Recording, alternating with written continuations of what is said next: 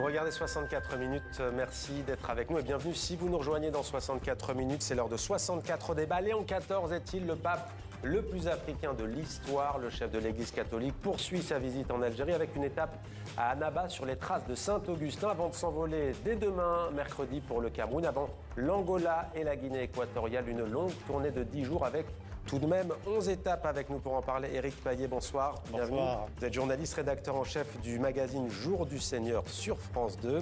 Avec nous également Jean-Marie Guénois, bienvenue, journaliste également, rédacteur en chef au Figaro, chargé des religions et du Vatican, dont vous êtes l'un des meilleurs spécialistes dans le monde francophone, auteur du livre Léon XIV, de Révélations en Révélations. C'est aux éditions du Cerf. Et avec nous, Oriane, bonsoir. Bonsoir. Soyez la bienvenue également. Vous êtes membre de l'association Catho Voice, qui vise à faire entendre une voix catholique dans les médias. Avant d'entendre tout à l'heure le pape Léon XIV, Jean-Marie Guénois, ma première question est pour vous. Quelle est l'importance de cette journée, de cette visite précisément à Annaba pour le pape? Est-ce que c'est un pèlerinage? C'est un pèlerinage parce que c'est un disciple, Léon XIV, un disciple de Saint-Augustin. C'est un religieux augustinien à l'origine. Et son maître spirituel, c'est cet évêque d'Hippone, aujourd'hui Annaba, mort en 430. Et il en vit vraiment, on l'a vu aujourd'hui dans son homélie cet après-midi. Ce matin, il avait un sourire radieux malgré la pluie et la tempête en visitant les fouilles, enfin ce qui reste de l'époque de Saint-Augustin. Donc il est profondément... et toutes ces interventions comportent au moins une citation de Saint-Augustin, quasiment. Donc il est vraiment... Je suis le fils de Saint-Augustin. Fils spirituel de Saint-Augustin. Avait-il dit lors de son élection au mois de mai dernier. Donc aujourd'hui, c'est pour lui à la fois un retour aux sources, mais aussi une refondation et un départ de son pontificat en direction de l'Afrique. En direction de l'Afrique. Et on va s'arrêter longuement sur cette importance à ses yeux du continent africain. Éric Payet, Léon XIV est le premier souverain pontife issu de l'ordre de Saint-Augustin. J'espère que je ne me trompe pas. Vous acquiescez. Alors c'est quoi l'ordre de Saint-Augustin? C'est toute une famille spirituelle qui est composée de plusieurs familles religieuses. Alors il y a des prêtres, il y a aussi des religieuses, et qui en effet se réfèrent à la spiritualité de cette grande figure, Saint-Augustin, qui est né en effet, qui a vécu autour du IVe siècle, et qui a un statut particulier dans l'Église. Il est ce qu'on a dit docteur de l'Église, c'est-à-dire que ses écrits, sa pensée font... je dirais, autorité, en tout cas une autorité particulière aujourd'hui dans le corpus de la doctrine de l'Église. Et pour le pape François, que représente ce voyage? Pour le pape Léon XIV, il fallait la faire, on va s'y habituer, ça fait tout de même presque un an.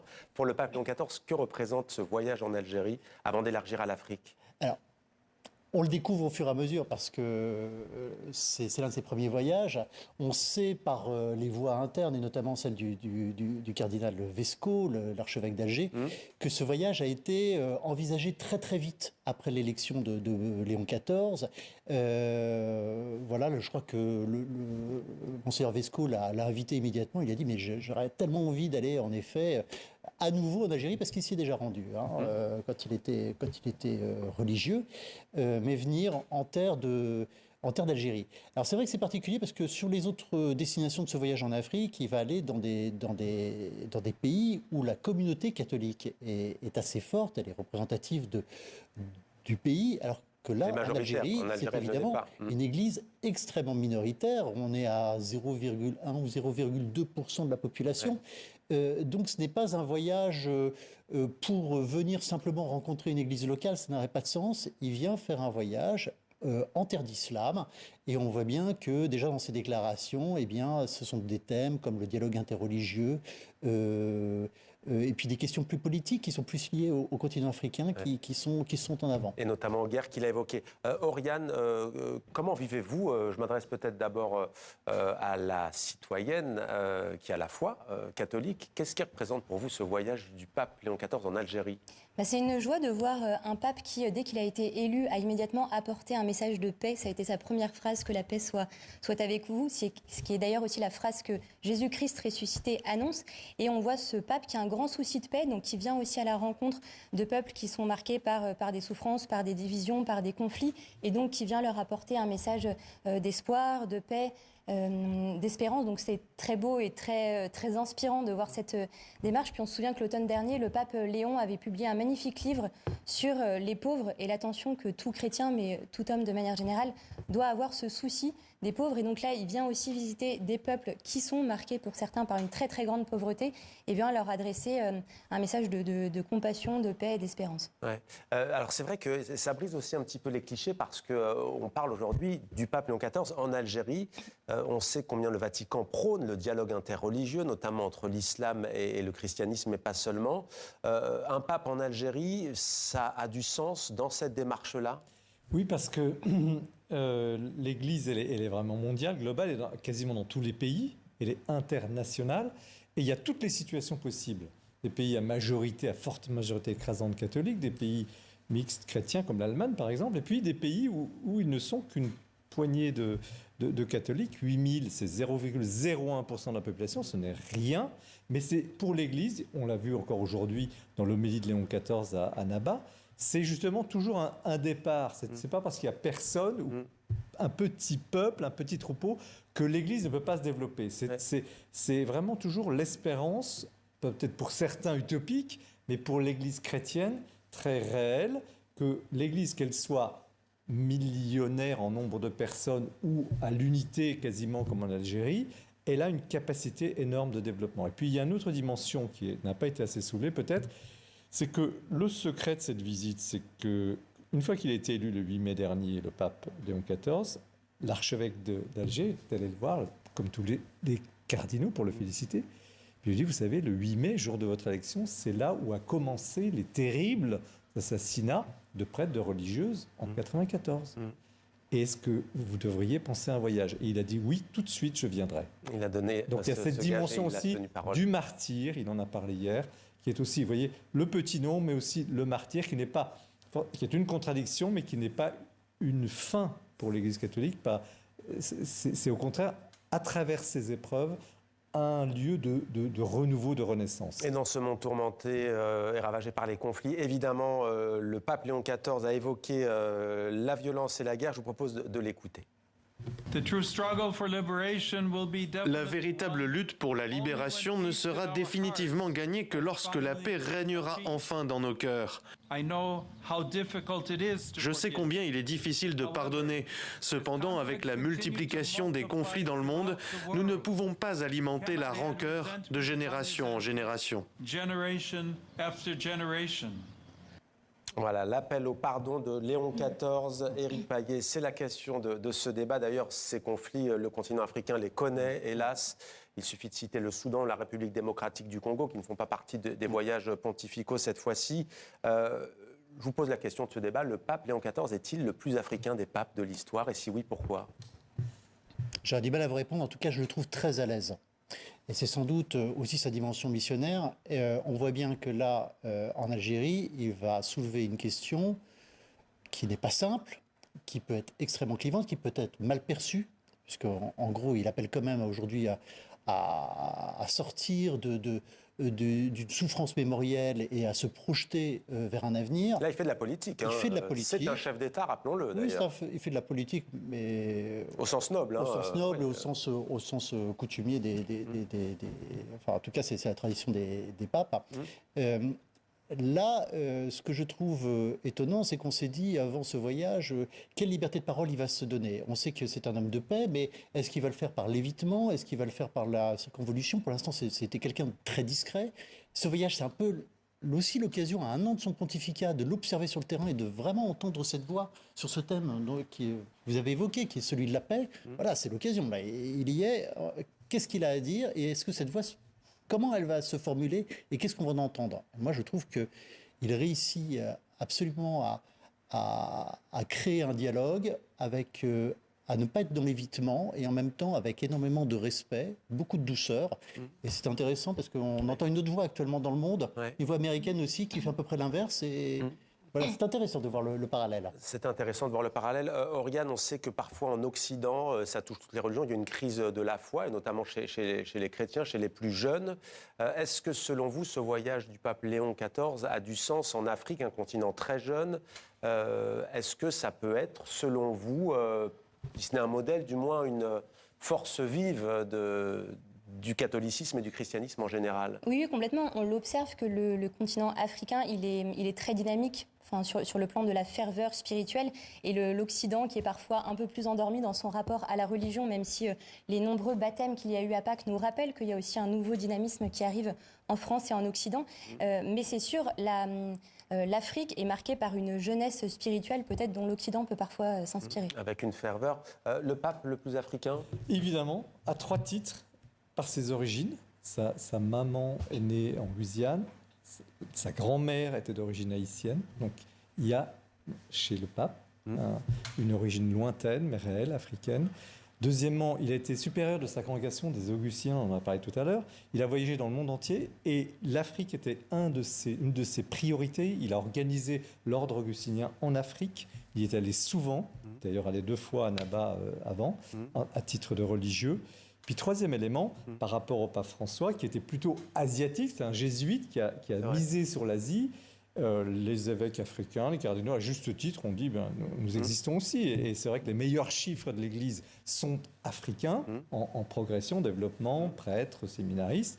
Et donc, il va sans doute davantage orienter son pontificat vers ce continent africain. On parle parfois de centralité. Pardon ? On parle parfois de centralité à ses yeux de l'Afrique. Il sait toute l'importance du christianisme africain, il en voit le dynamisme, il sait aussi l'enjeu, on parlait de l'islam face à l'islam, l'enjeu face aux protestants évangéliques. Cela se joue en Amérique latine pour les protestants évangéliques, cela se joue en Afrique pour l'islam et pour les protestants évangéliques. Donc il sait qu'une partie du futur de l'Église catholique est inscrite déjà sur ce continent et il va l'honorer. Alors sa parole va être scrutée dans les prochaines étapes parce qu'en Algérie, c'était plutôt la question de la guerre d'Algérie, de la colonisation, de la mémoire. Là, quand il va aller au Cameroun, on sait aussi, alors il y a cette ferveur, mais il y a aussi, disons-le, des conservatismes, il y a différents courants. Et en Afrique, par exemple, sur les questions sociétales, sur l'homosexualité, il y a des lois encore qui pénalisent l'homosexualité. Est-ce que ce sont des sujets, à votre connaissance, qu'il peut aborder, notamment au Cameroun ou dans les 2 prochains pays qu'il va visiter? Le Cameroun, c'est vraiment pour moi le voyage où la question de la paix va être centrale. On sait que c'est un pays aujourd'hui qui est menacé par énormément de divisions. Et il va arriver d'abord dans ce contexte quand même d'un conflit entre les régions francophones et anglophones dont on est loin d'être sorti. Il va faire un voyage d'ailleurs sur place en zone anglophone, à Miranda.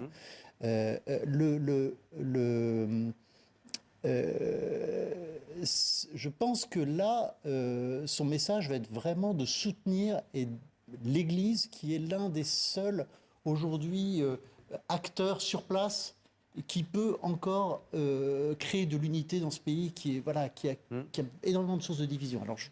Alors, dites-nous, quand on ne connaît pas forcément, conflit, vous avez dit, entre anglophones et francophones, même si c'est sans doute plus compliqué que ça. Oui. On sait que souvent, il y a des questions économiques. C'est un conflit aussi religieux, parce qu'il y a aussi... Mais est-ce que la religion est la même dans les... Non, il y a une majorité protestante dans la région anglophone. D'accord. Et une majorité catholique plutôt dans les régions francophones. Et puis on sait bien sûr que c'est une opposition entre deux zones du Cameroun qui repose aussi sur des questions ethniques, qui repose aussi sur des questions de richesse, d'inégalité dans les traitements. Inégalité qui alimente aussi les tensions. Voilà. Alors, Donald Trump face à Léon XIV, écoutez, regardez. Nous n'aimons pas qu'un pape dise qu'il est acceptable de posséder l'arme nucléaire. Nous ne voulons pas d'un pape qui dit que le crime est acceptable dans nos villes. Je n'aime pas ça. Je ne suis pas un grand fan du pape Léon XIV. Je ne crains ni l'administration Trump, ni le fait de proclamer haut et fort le message de l'Évangile. C'est ce que je crois. Je suis appelé à faire ce que l'Église est appelée à faire. Nous ne sommes pas des politiciens. Nous ne cherchons pas à élaborer des politiques étrangères, comme il le prétend, avec la même perspective que lui. Voilà, ambiance entre 2 Américains. Que vous évoque la réplique de Léon XIV? Quel est le mot qui vous vient? Je trouve qu'il repositionne très bien son rôle en tant que chef de l'Église, qui n'est pas celui d'être un chef politique, même si évidemment les réalités spirituelles sont jamais complètement séparées des réalités culturelles et des réalités politiques. Donc lui, il est une personne de dialogue entre les peuples et de paix, mais évidemment qu'il n'est pas le répondant direct de Donald Trump. Et je trouve qu'il est parfaitement dans son rôle de venir rappeler un message qui est universel, un message d'amour qui n'est pas directement celui qu'apporte Donald Trump à ce moment-là. Et ce qui m'a marqué surtout dans l'intervention précédente de Léon XIV, c'est la question du pardon, qui est en fait indissociable aussi de la question de la paix. La paix, tout le monde y aspire, que ce soit sur le plan individuel, familial, collectif. C'est plus facile de faire la guerre et de tuer presque que de faire la paix parfois. Mais évidemment, il y a la question du pardon qui se pose et qui est difficile pour tout le monde. Tiens, ça me vient juste vraiment à l'esprit, je n'avais pas prévu J.D. Vance, catholique. Il a rendu visite au pape François, c'est bien cela, sa mort, avec son épouse. C'était le premier dirigeant d'ailleurs, le dernier dirigeant, je crois, à l'avoir vu. Silence. Il a pris position, il a dit, J.D. Vance, il a dit, le pape doit rester à la sacristie, il doit s'occuper des questions morales, religieuses, il ne doit pas entrer en politique. Cela dit, cette altercation est très intéressante. Mais qu'est-ce qu'elle nous dit? Elle nous dit que là, il va se voir reprocher d'être trop à gauche, comme le pape, notamment François, sur la question des migrants ou autre, ou pas forcément? Il y a évidemment ce sujet qui est sur la table, mais il y a le sujet de l'armement, il y a le sujet de l'action, de l'agression. L'Église n'est pas contre l'armée, elle considère que l'armée doit être défensive. S'il y a usage des armes, c'est en dernière analyse, après avoir épuisé absolument toutes les ressources de la diplomatie, et de façon proportionnée pour éviter des dégâts civils. C'est vraiment le dernier recours. Donc ça, l'Église ne changera jamais de discours là-dessus. Ce discours est légitime. Il y a une doctrine qui s'appelle la guerre juste et qui était justement fondée par saint Augustin, au passage. Donc elle est dans son rôle, et là on le voit. C'est très intéressant cette confrontation parce que Donald Trump, d'une certaine manière, s'est jugé lui-même, déjà par le contraste entre le côté agressif et le côté très, très calme du pape Léon XIV. Et puis, sur le fond, comment un chef d'État peut-il, à travers la photo, l'image qu'il avait publiée, cette espèce d'image d'Épinal où il se met moderne, où il se met à la place christique. Du Christ. Il est le sauveur du monde. Là, je pense que même dans son entourage catholique, ou protestant évangélique, il a dépassé les bornes. Merci beaucoup à tous les trois d'être venus sur notre plateau. Éric Payet, Jean-Marie Guénois, et Oriane. Merci beaucoup à tous les trois pour votre éclairage.